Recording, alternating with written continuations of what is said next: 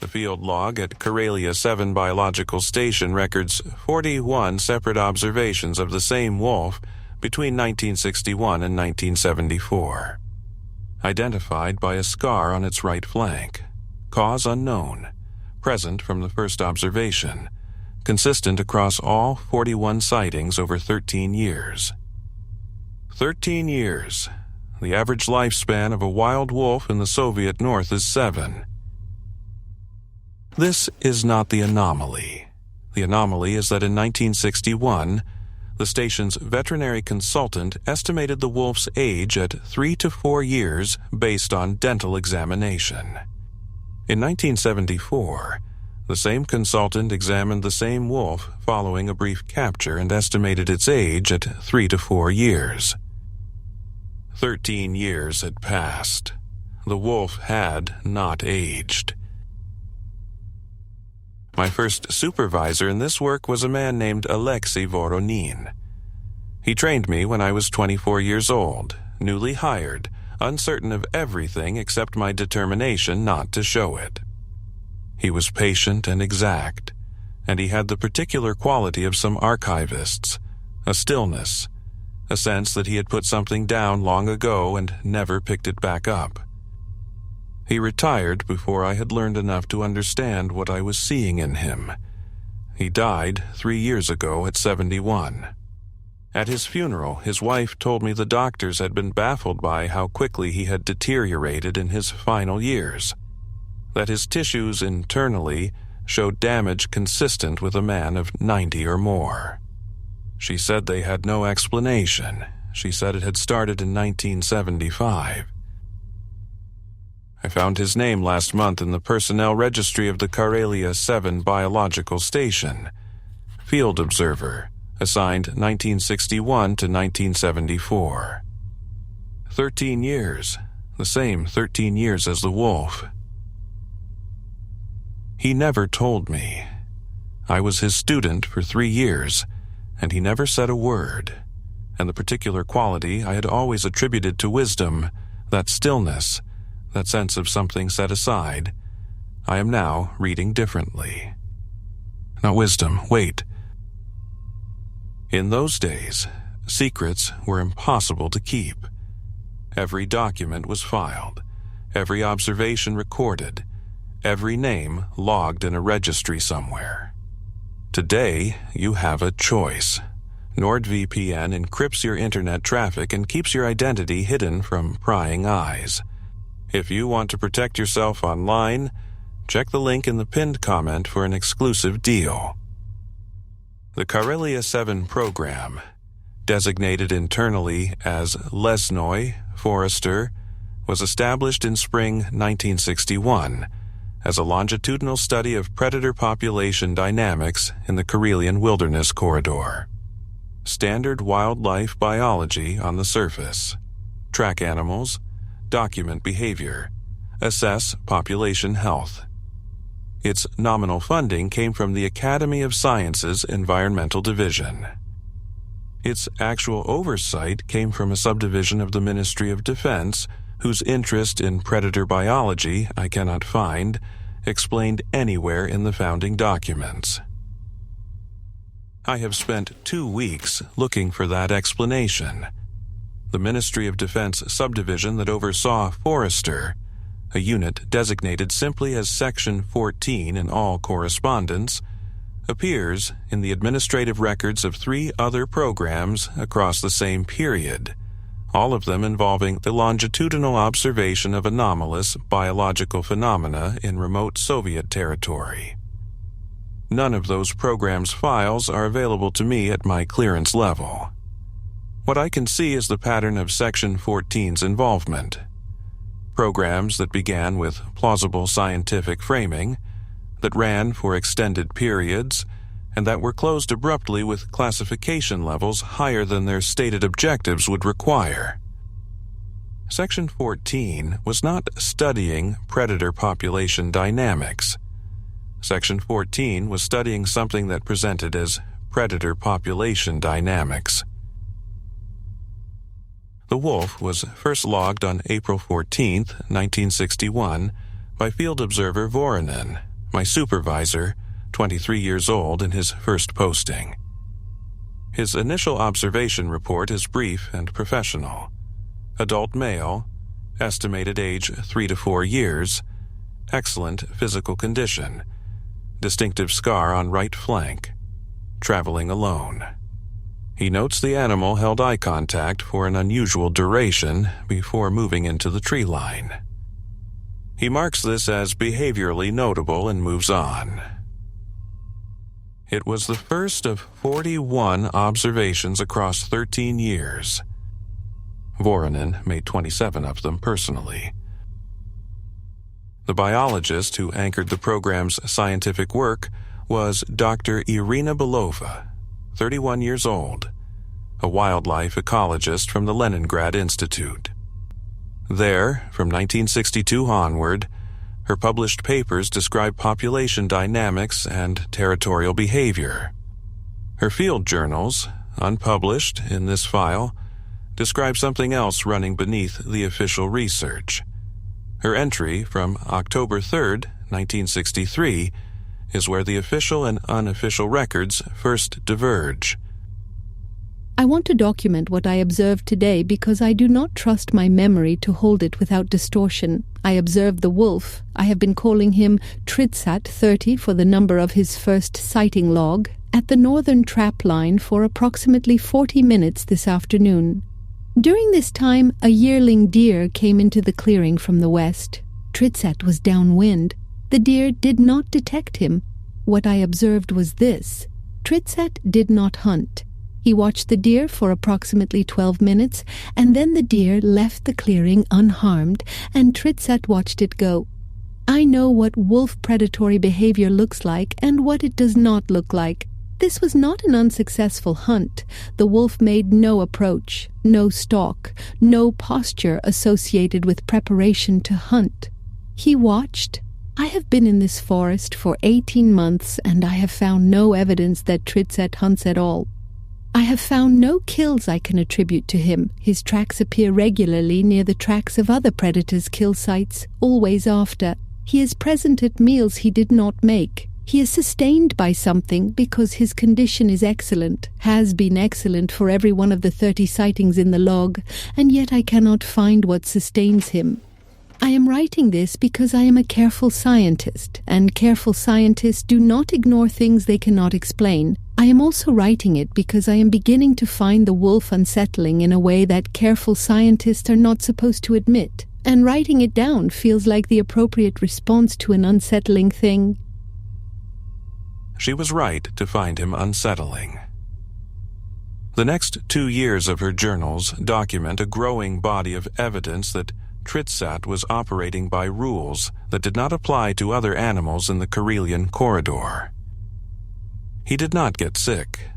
Over 13 years, during which the region experienced 2 significant disease events that reduced the local wolf population by an estimated 30% each, Tritsat showed no symptoms.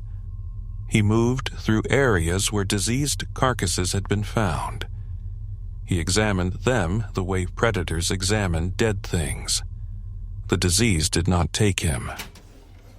Belova documented the second disease event, a parvovirus outbreak in the winter of 1969, in a field journal entry that stands apart from her usual precision because the precision itself becomes the argument. Her entry from February 4th, 1969 reads, "The field ecologist's report from February 1975 contains a passage that would later be cited in 3 separate internal reviews." She wrote, I have been tracking the outbreak's progression through the population for 6 weeks. The mortality data is consistent with what we would expect from a highly transmissible pathogen moving through a dense predator population. 43% of the individuals I have been monitoring are dead or symptomatic. I have examined carcass sites and sick animals at every opportunity to establish the transmission pattern. What I cannot establish, and what I have been attempting to establish since the outbreak began, is why Tritsat is absent from the pattern. He has been in the field throughout the outbreak. I know this because I have his tracks, and because I have observed him directly twice in the last 6 weeks. He is in good condition. He has been moving through the same corridors as sick and dying animals. On January 22nd, I found his tracks overlapping with the tracks of an animal I subsequently confirmed was symptomatic. The tracks were hours apart at most, the same ground, the same exposure. The sick animal died 4 days later. Tritsat, observed yesterday at the eastern line, appears unaffected. I have been a field ecologist for 9 years. I believe in the transmission of disease through contact and proximity. I have no framework for an animal that moves through an active outbreak, in contact with its vectors, and emerges without infection. What I am left with is the observation itself. He passes through it the way a stone passes through water. The water closes behind him. He does not carry the closing with him. He passes through it the way a stone passes through water. She was reaching for language that her discipline had not given her, and she found it, and it is more precise than anything in the program's official reports. He did not age. The 1961 dental estimate, 3 to 4 years. The 1966 dental estimate taken during sedation, 3 to 4 years. The 1974 examination after capture, 3 to 4 years. The veterinary consultant who conducted all 3 examinations was the same man, Dr. Georgi Sioman. His notation on the 1974 report reads, "Consistent with prior assessments. No indication of aging since last examination." He wrote that sentence and filed the report and said nothing further, which tells me he had been in this program long enough to have decided that further comment was not going to produce a useful response. Here is the first contradiction. The observation logs describe Tritsat as a solitary animal throughout the 13-year period. 41 sightings, all of him alone. Lone male, no pack association, consistent notation across every observer and every season. The hunting records maintained by the Regional Forestry Administration, a separate system, maintained by personnel with no connection to the Karelia 7 program, contain reports from local hunters and forestry workers across the same period. These describe, in the Karelian corridor northwest of the station, a pack ranging from 14 to 20 individuals that hunts in standard coordinated fashion. But there is always one wolf at the edge of the formation who does not participate in the kill, who is present at every hunt, who does not eat from the kill afterward, who simply observes and then moves away alone. The physical description that appears in 3 separate hunter reports. Large male, excellent condition, distinctive marking on the right flank. Tritsat was not a solitary wolf. He was a wolf that the program's observers saw alone, and that local hunters saw at the edge of a pack, never participating, always present, always leaving alone afterward. 2 administrative systems, no cross-referencing, 13 years of parallel documentation describing the same animal from opposite angles. I cross-referenced them. The implications of this cross-referencing took me several days to fully absorb. A wolf who presented as solitary to trained scientific observers with modern tracking equipment, and who presented as the peripheral member of a large pack to hunters and forestry workers who encountered him incidentally. 2 completely different behavioral profiles, maintained simultaneously in overlapping geography. Either the observers were seeing different animals, which the consistent physical description, including the distinctive scar, makes essentially impossible, or Tritsat was presenting differently to different kinds of witnesses.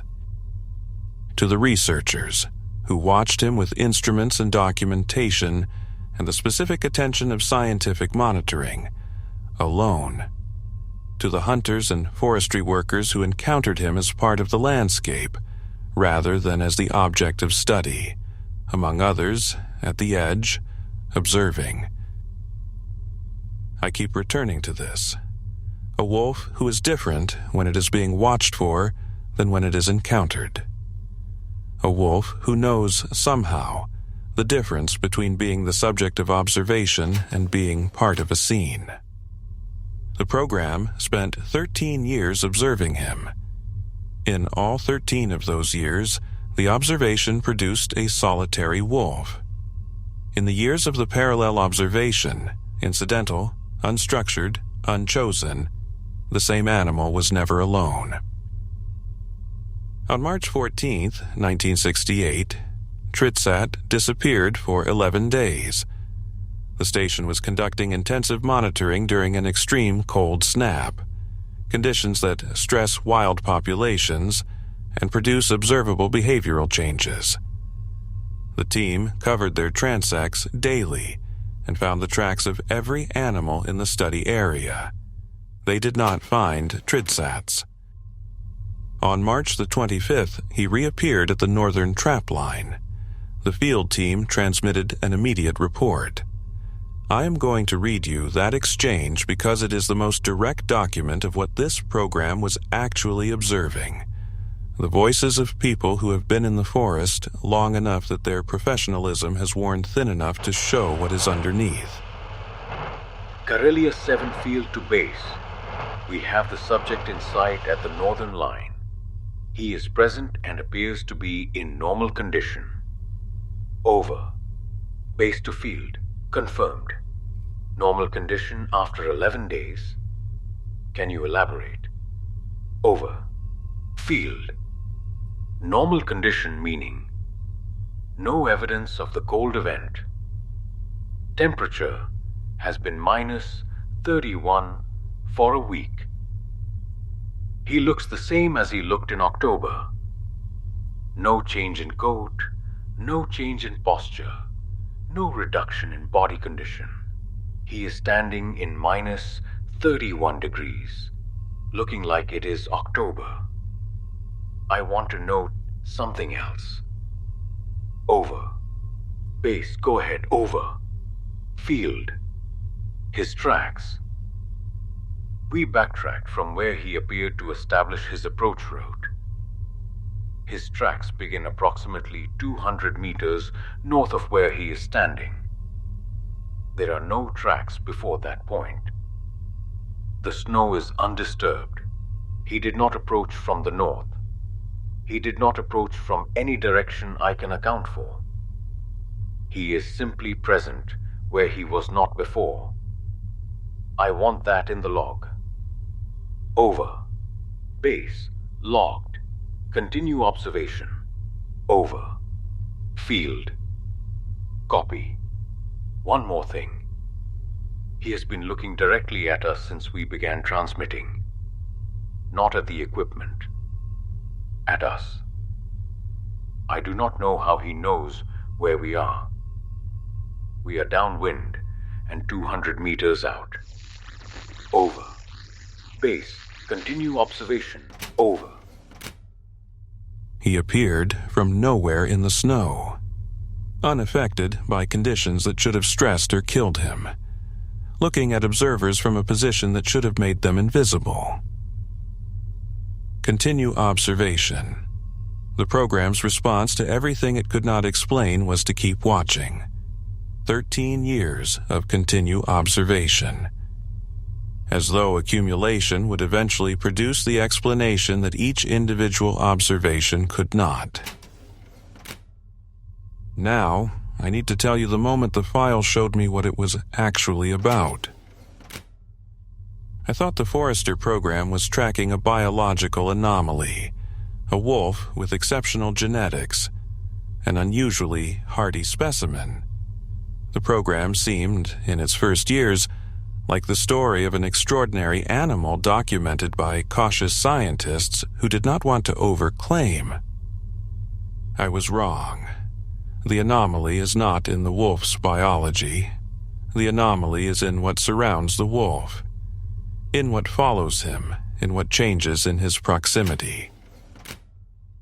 The evidence is in what Dr. Sioman wrote in the 6th and 7th pages of his 1974 examination report, the part that does not appear in the official program summary. I want to document 2 findings from today's examination that do not appear in the standard assessment categories. The first, the subject's tissue samples taken from 3 sites, muscle, gum, and skin, show no markers associated with aging. I have examined animals of verified age across 30 years of practice. Aged tissue has a signature, cellular structure, collagen integrity, the particular way that time writes itself into living material. These samples do not have that signature. They look like samples from a young animal, not a healthy old animal, a young one. The tissue is not preserving well. It is not aging at all. The second finding is one I nearly did not include. When I drew the tissue samples, the sites of collection healed within the examination period, approximately 90 minutes, not faster than normal, not at a rate I would describe as healing. The incision was present, and then it was not. I checked my instruments. I checked my notes. The incision closed in under 2 minutes. I have not seen this before. I'm documenting it because it happened, and because a finding omitted, because it is difficult is not a finding that serves the science. The tissue does not age. The wounds close before the examination ends, and something the report implies without stating is keeping whatever time the wolf should be accumulating somewhere other than the wolf. I have been thinking about Sioman for 3 weeks, a veterinarian who spent 30 years learning how time writes itself into living tissue, and who in 1974 sat across from an animal that contained no such writing. He was 62 years old at the time of the examination. He had been associated with the program since 1963. 11 years of examining the wolf at intervals, producing the same result each time, and in 1974 he wrote it plainly. The tissue is not aging at all. He had known for 11 years. He chose 1974, the final year, the termination year, to write it in unambiguous language rather than the careful hedging that characterizes his earlier reports. I think he chose 1974 because it was the last chance. Because whatever he had understood about the program, about the wolf, about what the wolf's impossible health meant for the people who spent years watching it, he wanted it in the record before the record closed. A careful clinician's final act. Write it plainly, file it, let the archive hold it. What the archive held for 50 years is this: the tissue is not aging, and the question the report does not ask is where it goes instead. Here is the second contradiction. Tritsat was officially euthanized on December 3, 1974, the program's final year. The termination order cites population study completion and resource reallocation. The euthanasia report, signed by Sioman, describes the procedure as standard. The wolf is documented as deceased. The file closes. Field observation logs from a wildlife monitoring program in the Murmansk corridor. Different program, different administration, different filing system, contain entries from 1975, 1976, 1977, 1978, and 1979 describing a lone male wolf in the region north of Karelia 7. Routine population documentation. An observer in 1977 noted, Distinctive scar on right flank. Animal in excellent condition. Estimated age 3 to 4 years based on dental observation during brief trap examination. The wolf euthanized in 1974 was observed in perfect health 3 years later, with the same scar and the same estimated age it had carried for 16 years. Either the euthanasia report is false, or there is a second wolf with an identical scar who also does not age. I cannot determine which is less improbable. What I can determine is that someone filed a false termination report for a program that was classified at state security level, and that the animal the program had been following continued, afterward, to be followed. The Forester program was formally closed in December 1974. Its files were classified at a level that restricts access to senior program personnel and a subdivision of the Ministry of Defense. I have found no explanation for why a wolf was a matter of state security. I have found the classification level, and I have been sitting with what it implies for 3 weeks. The final document in the Forester file is a photograph. Dated February 1979. Its source is the Murmansk Corridor Wildlife Program. Standard field biology, 35mm film, telephoto lens, winter conditions. Subject, a wolf standing in a clearing. The photograph was taken to document animal condition, the kind of image taken specifically to establish that an animal is alive and healthy. The wolf has a scar on its right flank. In the background, at the tree line, there is a human figure. The depth of field places the tree line slightly out of focus, the way a telephoto lens softens a background when focused on a foreground subject. But the figure is recognizable as human, standing still, facing the camera. The program notation on the photograph's catalog entry indicates the field observer who took it was alone that day. No other personnel were in the field. The observation log records a solo survey. There is a figure in the background of a photograph taken by a person who was alone. The figure is facing the camera from within 30 meters of the observer. 30 meters in an open clearing in February. The field observer's log for that date contains no mention of encountering another person. I have looked at that figure for a long time. It does not move. There is no motion blur. It is simply there at the tree line, in focus enough to establish its presence and not enough to provide a face. The photographer's log for that day records the temperature as -26. No one stands still at -26 in an open clearing for the duration of a film exposure unless they chose to. Unless being still was the point. After the photograph, nothing. The file ends.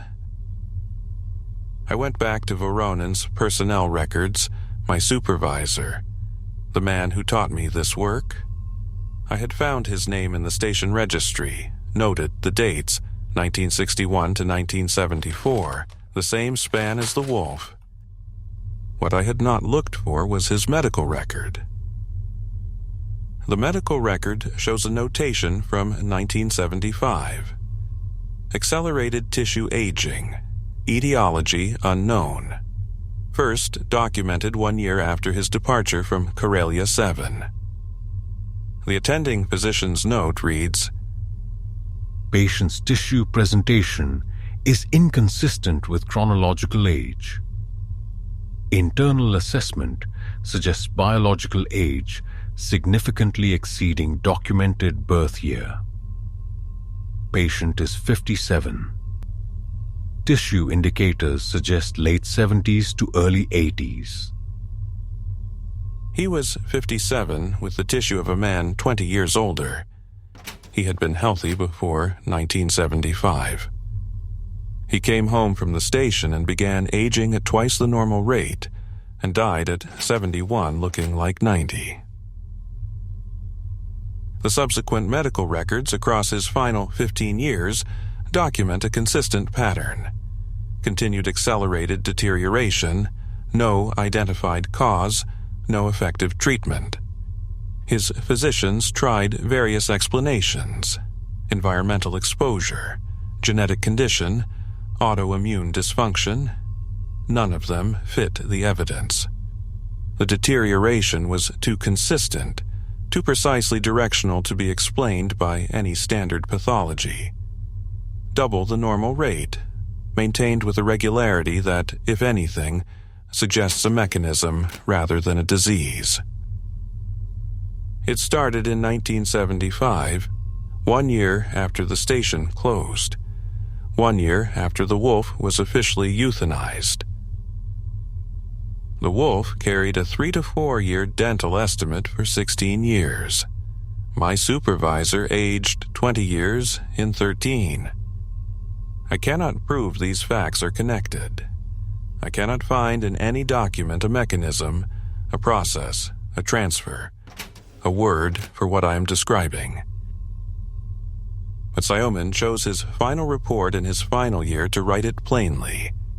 The tissue is not aging. Something is holding the aging elsewhere. The question the report does not ask, and that has been asking itself in me for 3 weeks, is where elsewhere is. What holds it?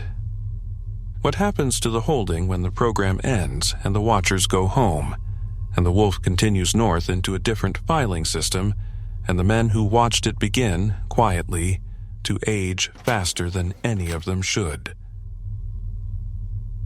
Belova's final journal entry is dated December 1974, the last week of the program. She was packing equipment, ending 12 years of fieldwork. She wrote, I saw Tritsat for the final time today. I did not know it was the final time. The euthanasia order came later. I was at the northern clearing, and he was there, at the edge of the trees, in the position he has held in approximately a third of my observations, still facing me, holding the eye contact that has been his particular habit since the first time I saw him. I have spent 12 years trying to understand what the eye contact means, whether it means anything in the way that a human action means something, whether it is purposeful attention or simply the fixed gaze of an apex predator assessing something in its territory. I have not reached a conclusion. What I will say, and what I am saying here, because I will not say it in the official summary, is that in 12 years of fieldwork I have never encountered an animal that made me feel observed. Not watched, observed. The specific quality of attention that a researcher directs at a subject, interested, sustained, recording. When Tritsat holds eye contact with me, I feel like the subject. I do not know what is on the other side of that gaze. I know it is not empty. She felt like the subject. After 12 years of watching, she understood that the direction of observation had not been the direction she assumed. I know what she means. Voronin taught me the specific quality of archival attention, how to direct your gaze at a document and wait for it to give up what it holds. He was patient. He was exact. He had a stillness that I read as wisdom for 3 years, and now read as the stillness of a man carrying weight he had decided not to put down in front of his students. He made 27 of the 41 observations personally. 27 times he stood in the Karelian forest and held eye contact with something that held it back. 27 times he wrote up his field notes and filed them and went back to the station and said nothing. He came home in 1975, and his tissue began aging at twice the speed of any normal life. He died looking like 90, and he never said a word to me about the forest, or the wolf, or the 13 years he spent being observed by something that did not age. The photograph is the last page of the file. the wolf in the foreground with its scar, the figure at the tree line facing the camera in a clearing where no one else was supposed to be. I have been trying for 3 weeks to determine who the figure is. The image is not sharp enough for identification. The depth of field took care of that. What I can determine is the approximate height consistent with an adult male, and the posture, straight, still, facing directly forward. The posture of someone who knew the camera was there and chose not to move. In 1979, Voronin was 61 years old. He had been home from the station for 5 years. His tissue was aging at twice the rate of his years. I do not know if he went back. I do not know if whatever he had spent 13 years observing had, by then, so thoroughly observed him in return that the distance between them had collapsed. I do not know if the figure at the tree line is him. I know that he taught me to be still in front of a document, to wait, to let the record give up what it holds. I am still. The record has given up what it holds. I am going to close this file. I am going to go home. I am going to walk past the trees that line the street outside this building, which are ordinary trees in an ordinary city. And I am going to do this without looking into them with the specific quality of attention that asks whether something in there is looking back. I am going to try. End of file.